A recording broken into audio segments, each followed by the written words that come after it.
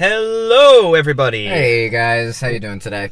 Welcome back to another episode of Take 47, where today we will be talking about something that has kind of been on our minds even before we started the podcast. This was kind of one of our most anticipated episodes between Cole and I here. And I think it's because we just like to talk about this as people too. Yes, 100%. It's definitely something that I've kind of asked myself, and at the same time, like I really want to see this person in other things. What's the deal with Tom Holland? Exactly. Why do people like him so much? Now, at least for me, I of course can't speak for Cole. He can obviously speak for himself. I do a good job of talking. He's a big boy. I like Tom Holland a lot. I think for his main role as Spider-Man and Peter Parker, he plays that part really well. I'd agree with that. I definitely like him as Spider-Man. I thought it was great in Infinity War. For like the 5 seconds he's in Endgame, he was really well. Yeah, I think that he deserved a bigger part in Endgame. Yeah, but that's not what we're talking about here. No. So. The problem that I think is most prevalent in his career is he's the same character every single movie. He is always a Peter Parker, no matter what. Yeah. Very, very much he's being typecast in. Yes. In all these new movies, and I actually have a theory as to why we keep seeing him in the same part, which is that Disney has signed him in a contract for Marvel, and then they keep using him for like Pixar stuff. So that's why we'll see him 1 month in, Avengers, Endgame, Infinity War, stuff like that. And then the next month we'll see him in Onward with Chris Pratt. Exactly. That does make a lot of sense. But he always plays the quirky teenager that's the oddball, the quote unquote like cute, relatable Socially teenage, awkward. like the teenage boy comic relief. Yeah. That everyone loves him for in the Marvel Cinematic Universe, but it kind of just gets boring and a little annoying in every other movie that isn't a Marvel movie with him being Spider-Man. Because we've seen him make all of these choices, all of these performance choices so many times. Yes, exactly. And while, of course, it's cool to see him in things, I just, and I think I can speak for both of us on this front, I would love to see him in something that kind of challenges his range. Absolutely. Because, if you look at actors who have had, I wouldn't necessarily say were ever really typecast, but definitely showed, later on down the line that they had a lot of range was DiCaprio. DiCaprio? You go from, and not particularly in this order, but you have What's Eating Gilbert Grape, where he plays this mentally ill kid, and then you go from that to something like Django Unchained, where he's this plantation owner. Like, they are two very, very different people. And that's what's so attractive Yes. about him as an actor. 100%. I think that's what solidified his part as a movie star, right? Like someone who you go to the movies to see just for the name. Exactly. There aren't a lot of actors nowadays that are really like that anymore. DiCaprio, you see his name, you immediately want to go see it. If that's why when you see him in a Tarantino movie, you get excited. Like when I found out that he was in at the time Once Upon a Time in Hollywood, I was like, are you serious? That's amazing. That's what hyped up that movie for exactly me so much. Having Brad Pitt and DiCaprio in this movie, in another Tarantino movie, I was so happy. I couldn't have been happier hearing that news. And I would love to see roles like that. Not necessarily they don't have to be as serious as DiCaprio. I don't think he's even old enough to play as serious yeah, role as yeah, DiCaprio exactly. right I mean, now. this could very well be a thing that is just through time that he ends up becoming this very popular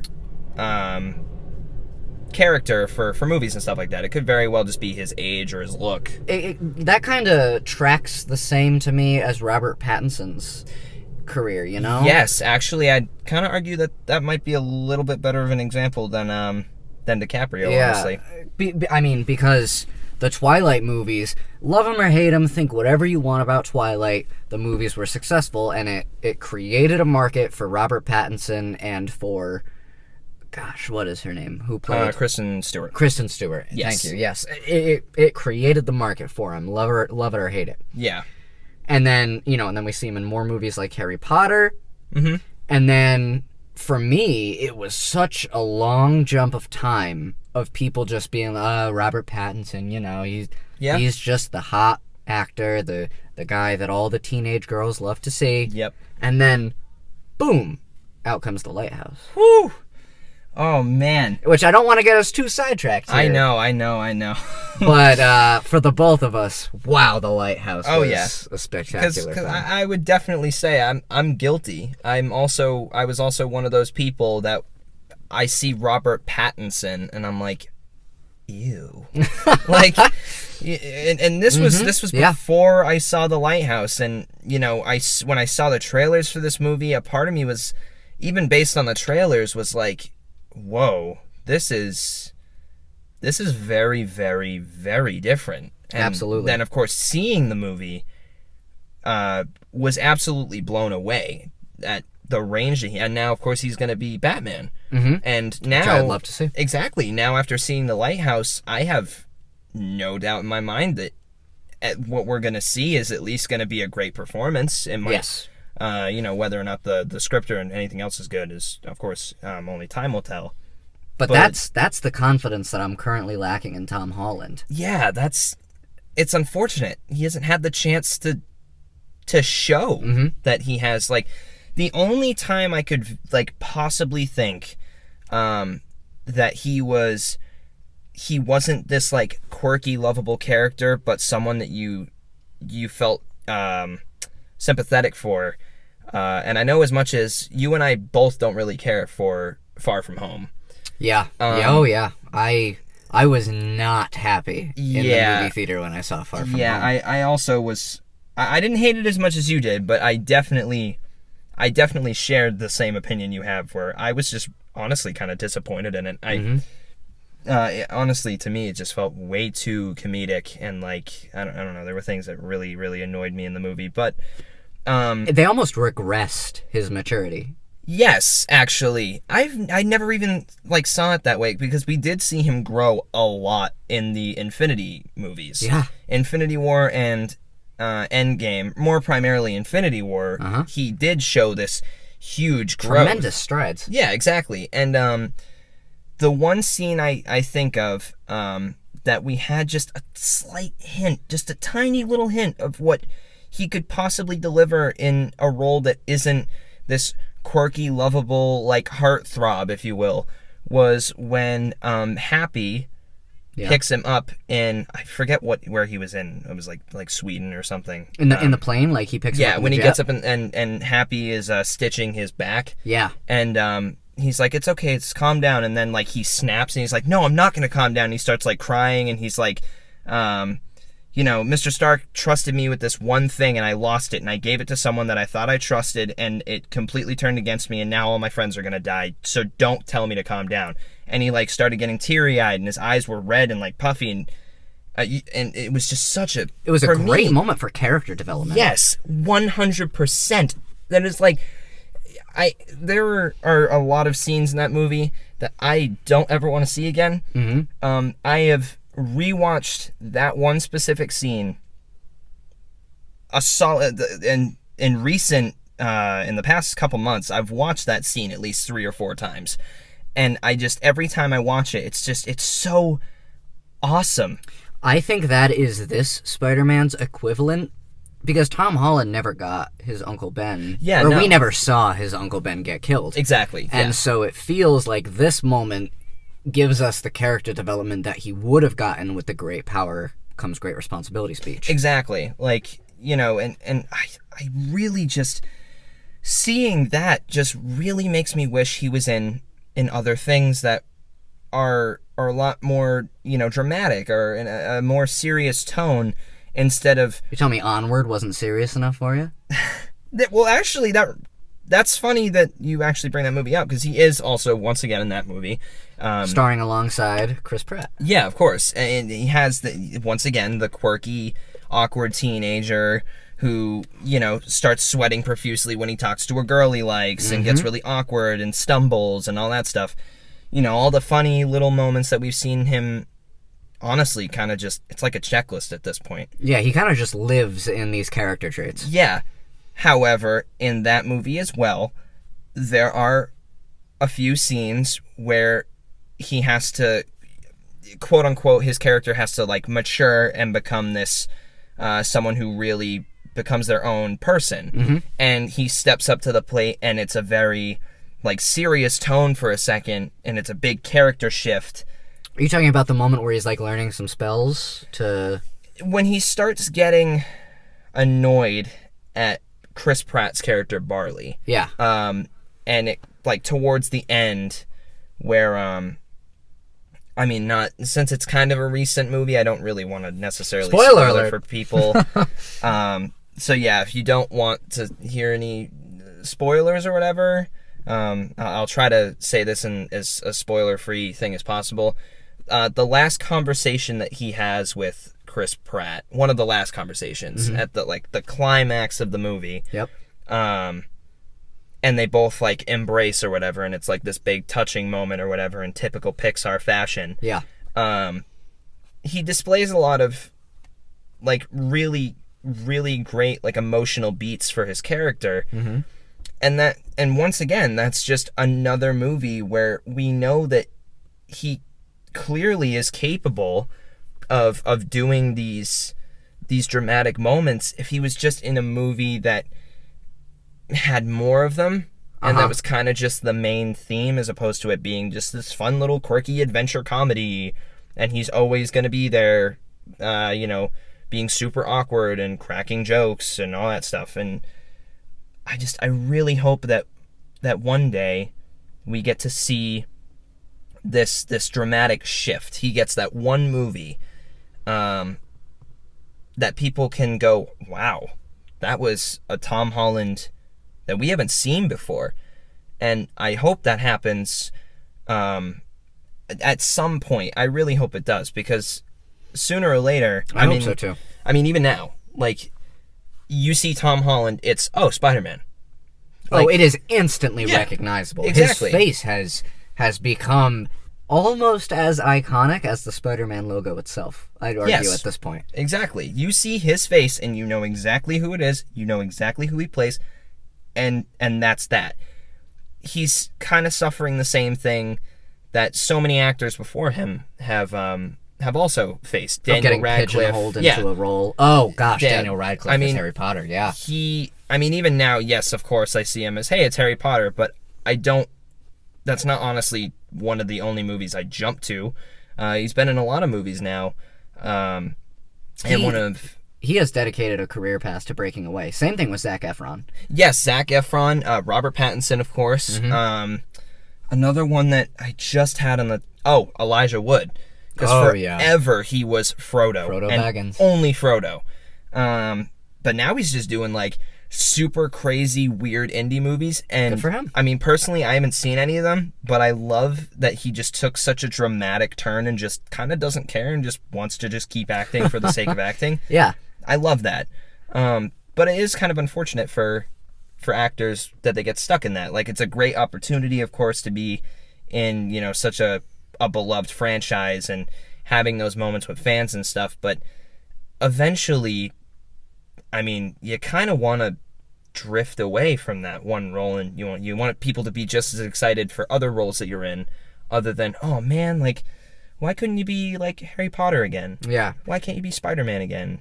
As much as it sucks to get pigeonholed as an actor, and as much as it sucks to see your favorite actors get pigeonholed, I think that it is an unfortunate, necessary part of Tom Holland's career path if he wants to get to this place that we're talking about of a more dramatic spot, a more lucrative spot in his craft as an actor. I mean, I think that he has to go through this sludgy path of just getting... Of saying yes to every single project that might come his way, so that he can establish himself as a name, which he's doing, but he's establishing himself as the British kid. Yes, and it's really interesting to see how many British actors follow a similar path of just, I'm gonna come to America, I'm gonna put on an American accent, and I'm going to get the young audience, the young American audience, to fall in love with me. Mm-hmm. And it happens time and time again. Yep. Especially within the Avengers and Marvel universe, I would argue. I mean, they just keep getting people that they want you to look at, fall in love with, and never fall out of love with them. Yeah. So that way, when Disney says, okay, you've seen him in Marvel, now see him in our animated movie. And you will, because you don't have another choice. You want to see Tom Holland again. Yeah, it's a very smart business tactic. It's like, all right, you love him so much in this one, and then, like you stated, it's like, now we're going to throw him and Chris Pratt, another lovable guy, in the same movie, and boom. To be fair, I want to say it honestly didn't really get that much money Onward. I mean, of course, everything happening didn't help it, but it was already on this kind of path towards kind of being, I wouldn't necessarily say a flop, but kind of just not generating as much money as, honestly, I think Disney was expecting. I would definitely agree with that. I don't think that this one is going in like the Pixar history books. You know what I mean? No, not at all. I mean, the reviews I've seen are like, yeah, it's funny. Like, yeah, Chris Pratt and Tom Holland do great, and they're funny. And I mean, I can agree with these as well. Having actually seen the movie itself, I can agree with most of the criticisms where it's like, it doesn't reinvent the wheel. It's kind of just your run-of-the-mill Pixar movie with a newer coat of paint and Tom Holland and Chris Pratt, and that's kind of it. Like, it's a fun movie. I do like Onward, but I'm not gonna, like, if I had a choice between something like The Lion King or Up or Toy Story, it's almost no contest. Yeah, like, it's kind of just not on my radar for movies like that. I just so I have a question for you. Oh, please, fire away. So in terms of Tom Holland, what genre do you really want to see him in? Do you, like, literally any other genre aside from comedy? I actually think that mystery stories and mystery movies are starting to see quite a resurgence especially because of, like, Rian Johnson's Knives Out. Yes, thank you. I think that movie was surprisingly brilliant. And, honestly. and I think that it is.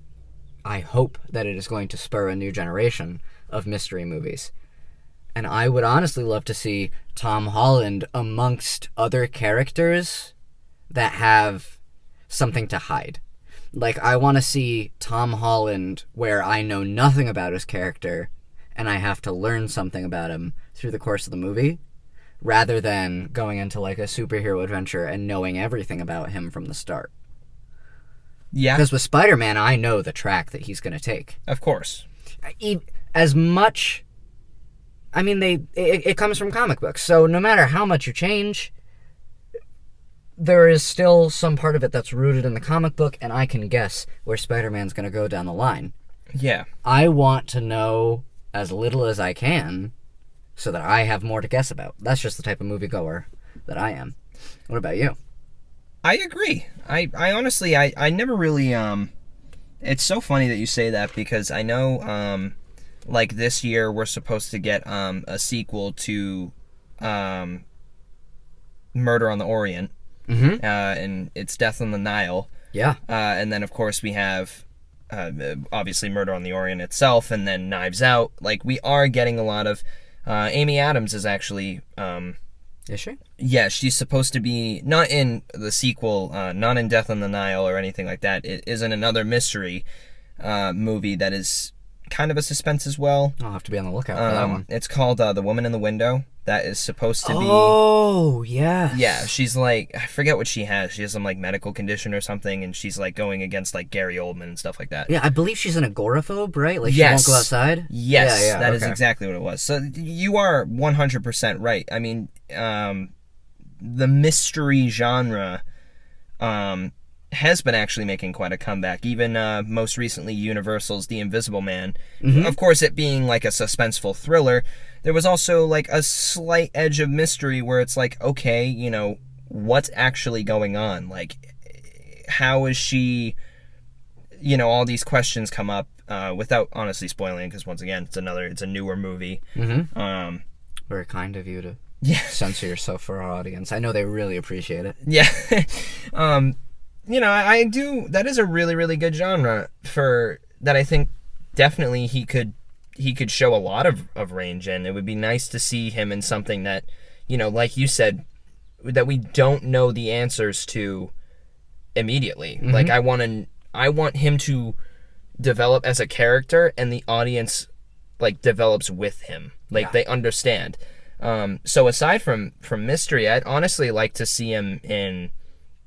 And aside from more like drama roles, I think I say this genre only because I'm like a massive fan of this genre, but at the same time, it has to be the right director, though. Oh boy! I think it'd be really cool if he was in like a horror movie, and I don't mean the typical like, you know, kind of slasher, the 80s slasher vibe, where it's like, you know, sex scenes everywhere, terrible dialogue, and then like everyone just dies because they're stupid characters. Yep. I would love to see him in a movie like a Robert Eggers type. Yes. Like a Jordan Lighthouse Peele, type maybe. thing, or a Jordan Peele, or even Krasinski. Like just anything with directors that really know how to make awesome, you know, relatable, and extremely likable characters put in like a horror situation.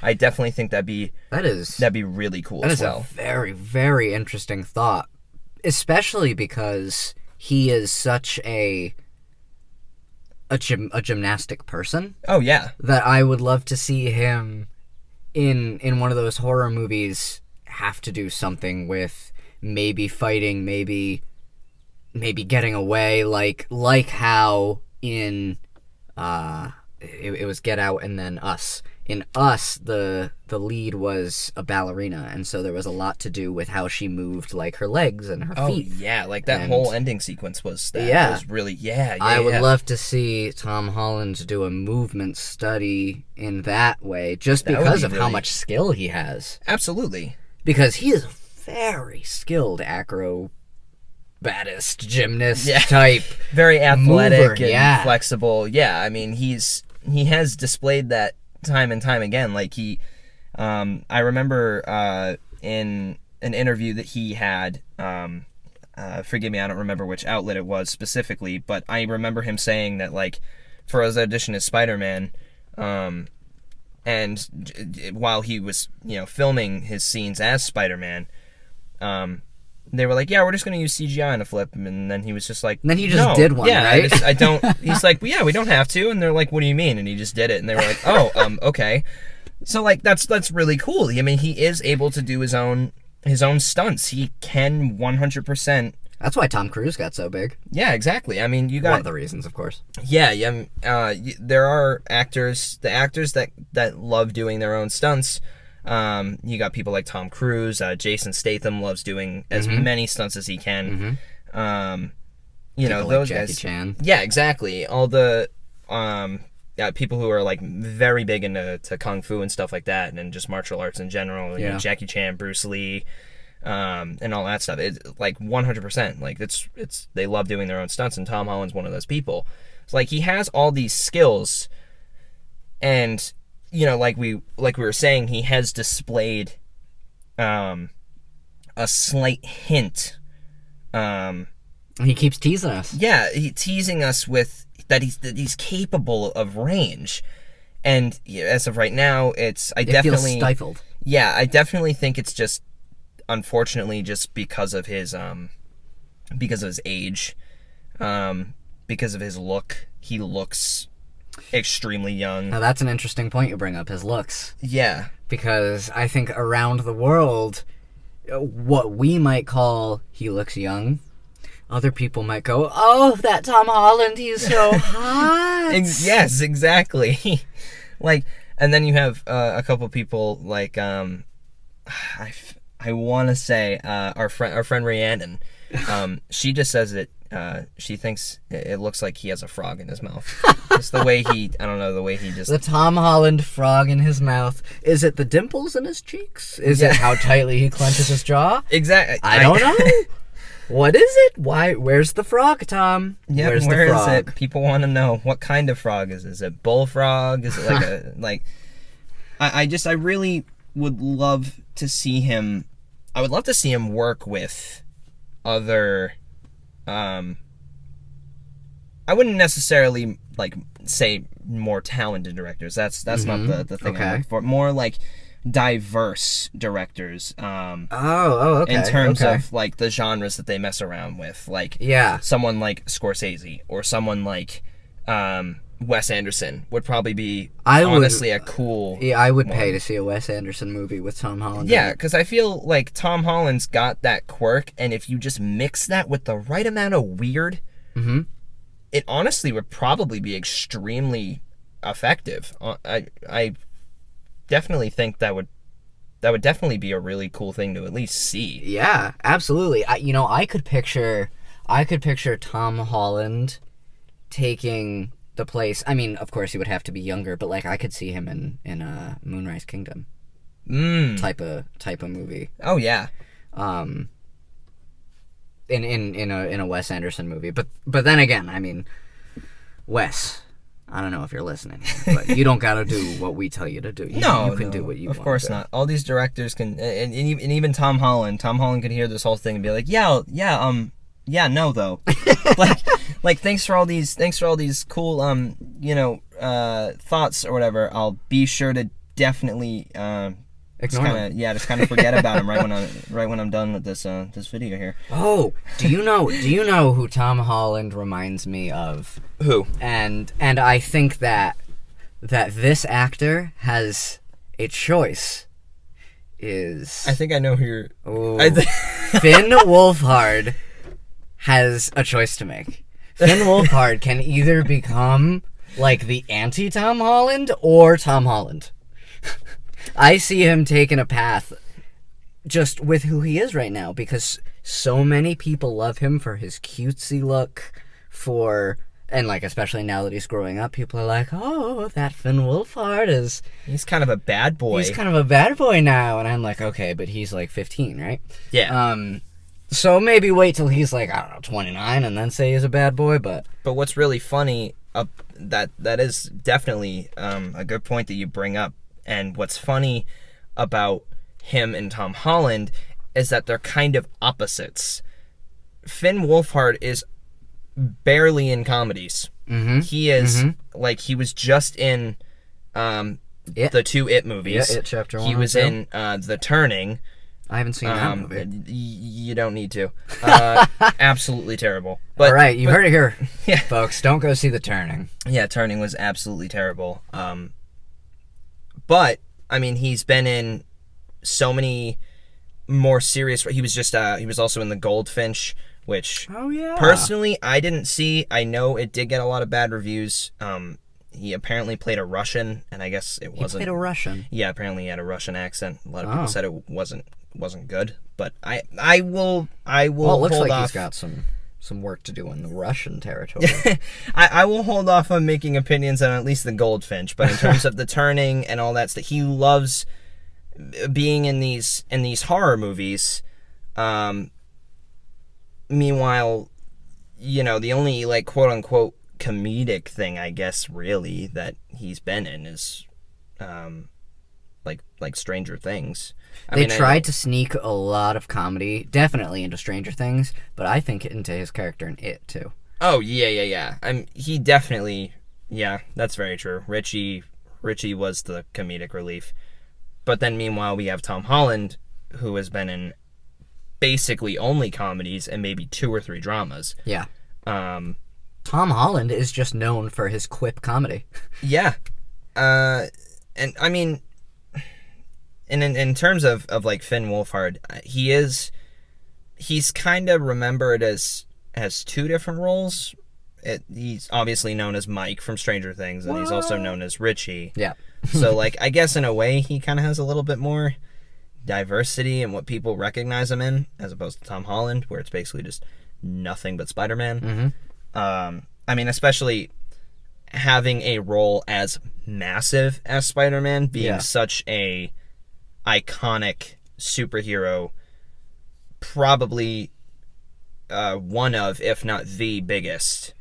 Absolutely. At least in the Marvel field. Absolutely. Yeah. Do you know how much money they're paying just to show him in these movies? It's ridiculous. I'm sure it's an absolutely ridiculous sum of cash. I mean, they did have an entire war, Sony and Marvel, about who had the rights to him.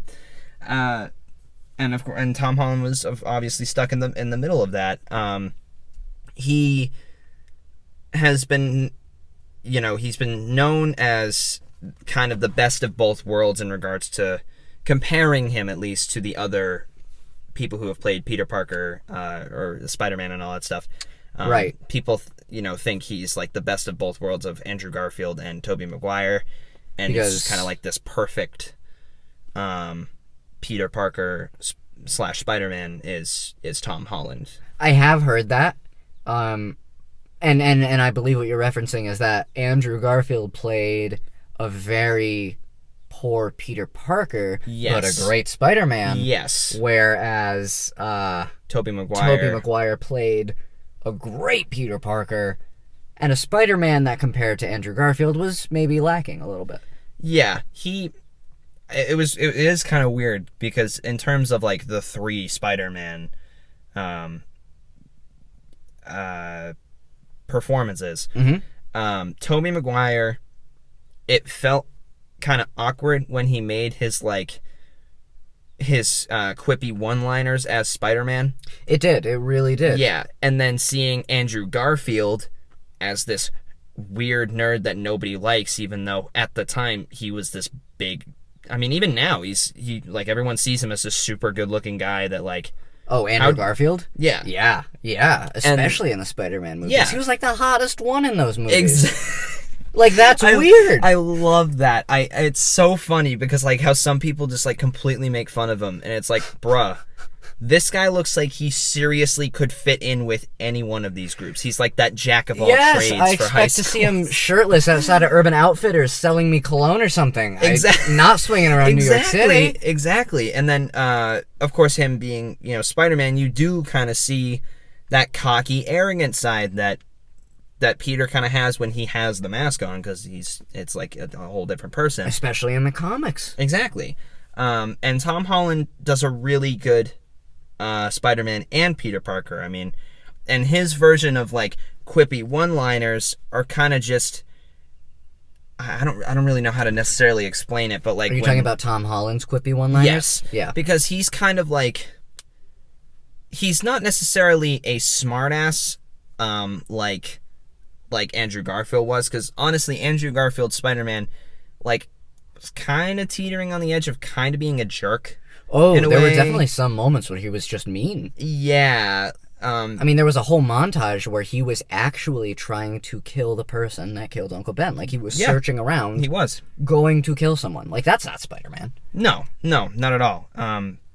But the way Tom Holland's Spider-Man kind of, like, throws in these like we're going like in Civil War Mm-hmm. when he's fighting Falcon and the Winter Soldier, Yes. and like he just won't shut up, and he's like really kind of honored to be fighting them. He's like, hey, like, just so you know, I'm a big fan, and like throw something at them. Yeah, like, and then he and Captain America have a bonding moment about growing up in New York. Yeah. While they are fighting each other. Yeah, like, you know, like that's the kind of Spider-Man that I think is definitely like the perfect one. He's not a jerk.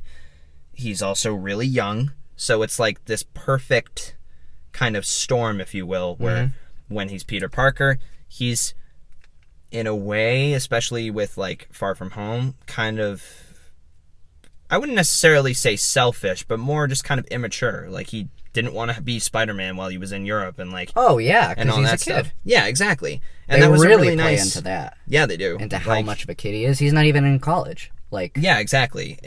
I definitely think that was, you know, the right way to go, and I really think that Tom Holland does do a very good job as Spider-Man. I know that there is a kind of a, I wouldn't necessarily say vocal minority, but I guess compared to the amount of love and support that Tom Holland gets as Spider-Man, I guess it is necessarily a vocal minority that do not like Tom Holland at all and think that he's like this whiny Peter Parker that's way too young, which is kind of funny because Spider-Man's like 15. Spider-Man's supposed to be. Yeah, he's supposed to be One of the ridiculously youngest young. superheroes, Yeah, yeah. exactly. So like I don't really understand that. I guess we in a way kind of have to blame Sam Raimi for that, and just kind of For the immaturity of yeah, Spider-Man? like having it be such a drastic kind of, I wouldn't necessarily say personality change, but it is different because like it is different. yeah, It is different. because Tobey Maguire wasn't as annoying, quote unquote, as Tom Holland's Spider-Man, but that's also because he's not nearly as much of a child. yeah, exactly. I mean, he's I was going to say functioning adult, but I don't know if anyone would say Peter Parker is a functioning adult. Yeah. Yeah, I mean, he was in college in the second movie, Yeah. I guess. Yeah. I guess a relatable adult where he is in the adult world and things just don't go his way, I Yes. guess is really what it is. But One- yeah. One thing that I am definitely looking forward to is the third and I believe final installment in Marvel's Spider-Man trilogy. That will be an interesting one, but we also have to see where Morbius goes, Right, because I know that there's a Morbius. ridiculous amount of like clues, and of course one of the main ones being Michael Keaton at the end of the trailer. I'm very happy that they're keeping him as a part of the Yeah, and as a then part of the series. so you know there is this one massive theory that there's going to be like this kind of multiverse, if you will, or I guess for lack of a better term, Spider-Verse. Say what? Yeah, where it's like where Tobey Maguire, Andrew Garfield, and Peter Parker, or Jesus Christ, Tom Holland are gonna be in this like one movie or something like that. I don't know if that's gonna happen. I don't know. I mean, that'd be kind of cool. That would be kind of cool. I mean, just even in concept, it sounds pretty cool. yeah, like yeah, it would definitely be a cool thing to see. But unfortunately, something tells me that we're not going to be getting Spider-Man 3 for kind of a long time, to be honest. Yeah, I mean, I definitely think that those movies are not only being kept so secret just because of how big the And, character yeah. has gotten recently, but I mean, they're gonna take as much time as they can get Yeah. on those movies, especially since Sony and Marvel have to battle out every single time Spider-Man is in a movie. Yeah, it's definitely a very interesting character. How like thrown around he is, like like how many people just want the rights to Spider-Man because it's And I just, think it's that's such a what's big really property. trapping Tom Holland.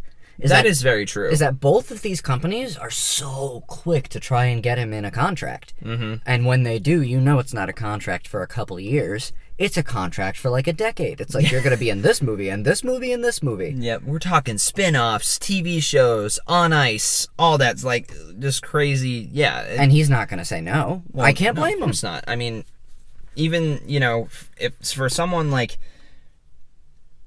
for someone who just like loves acting, just absolutely loves it. I mean, you're not going to say no to anything. Like, No. it's like, what's that? You want me to be Spider-Man for like 9 movies? Okay, sure. It sounds like a lot of fun. And then I mean, that is a dream role. Yeah, if someone is 100%. offering for you to play Spider-Man, who says no? Who says no? Yeah, exactly. If anyone asked me at all if I wanted to be in the Marvel Cinematic Universe as a superhero, I would 100% not say no at all. That's such a cool opportunity. I like how you didn't say I'd say yes. You said I wouldn't say no. Yeah. What would you say? Well, yes, I would 100% say yes. I would say, can you pay me more? Oh, nice. And then they'd ask Brendan. I'd get fired on the spot. I definitely think another reason people like Tom so much is because based on all the interviews and all With the him? stuff, all the interviews that he has and all the stuff he does outside of the movies and stuff, where he kind of gets to be himself in a way. Yeah. He does seem like a really genuine, kind person. He does seem very kind. I do remember there was a time where a bunch of people were trying to get his picture and stuff, and one of the fans almost got trampled by all the other fans, and Really? he straight up told them all to back off and then helped her up and asked her if she was okay and all that stuff, and just seems like a really all-around super cool dude. And that's just, of course, another thing that I think you and I obviously can both attest to, where people don't like working with a jerk. Oh gosh, Like, yeah. you don't even have to be like this fantastic actor.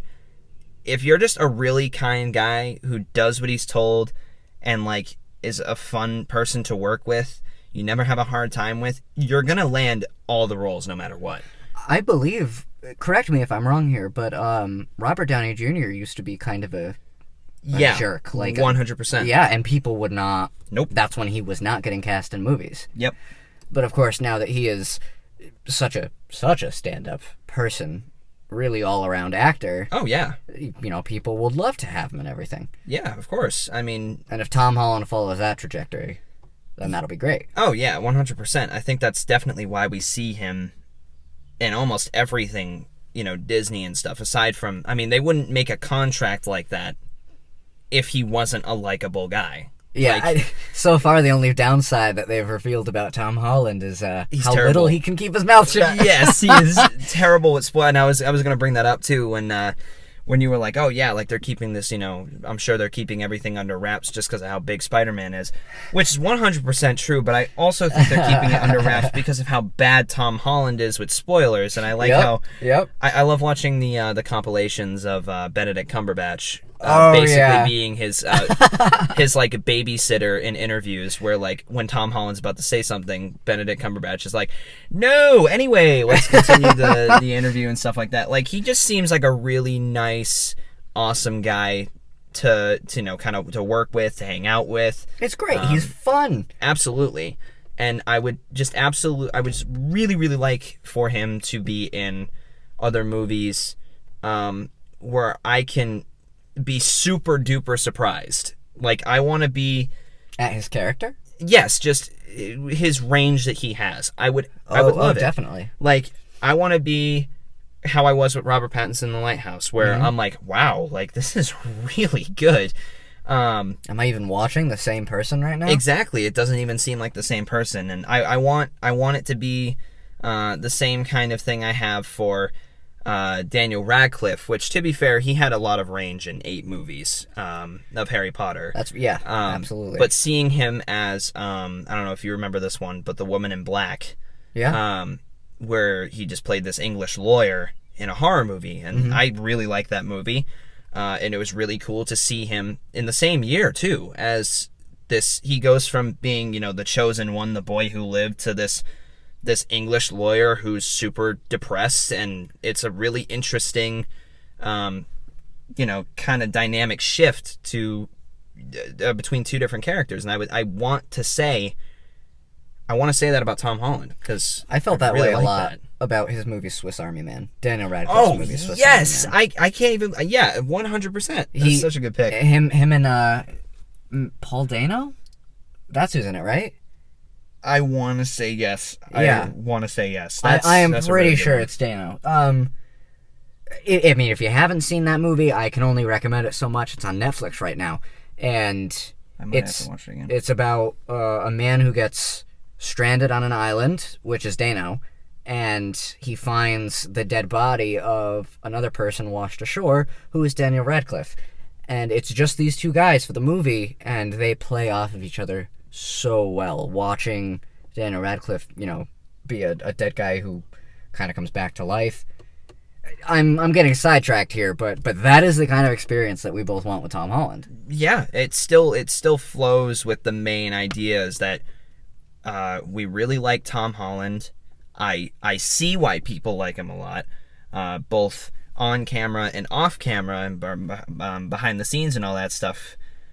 And I really hope that he gets the chance to be in other movies where, like you and I both said, where we don't walk into it and immediately go, well, we know where this is going to go. Mm-hmm. He's just Tom Holland being Tom Holland. I want it to be Tom Holland is this completely different character. Like, I really want that. I would rather go into the movie and say, oh, they shouldn't have given him this part, and then be proven wrong, than go into the movie and say, oh, I know what he's going to do, and then be right. Yeah. Just be like, oh, wow, well, it's going to be a good performance. I want to go in like, oh, maybe it won't be that good. Yeah. Like even if it's a bad performance, it'll be cool to see him in literally anything else other than a Marvel movie or a Pixar movie or anything like that. So I definitely think that in conclusion that Tom Holland needs to be in more diverse roles. Yes. That he needs to expand his horizons to work with other directors. Yep. And movie writers. And that everyone needs to expect Tom Holland to be a beefcake in his next movie. Tom Holland, I swear, if you are not ripped at the seams, I'm not coming to see your next movie. I'm as ripped as Dwayne Johnson. Yeah. Oh, yeah. Tom the Rock Holland. Oh, my. Yes. Anyway. Thank you guys so much for watching. We hope you enjoyed Take 47. And as always, if you like what you saw here, we do have our previous episode kind of explaining what this podcast is kind of going to be about for the time that we actually do it. Definitely recommend listening to that one. 100%. And as always, like, comment, subscribe, or do neither of those. Thank you very much for the view anyway. So, have a good day. Peace out, guys. See you soon.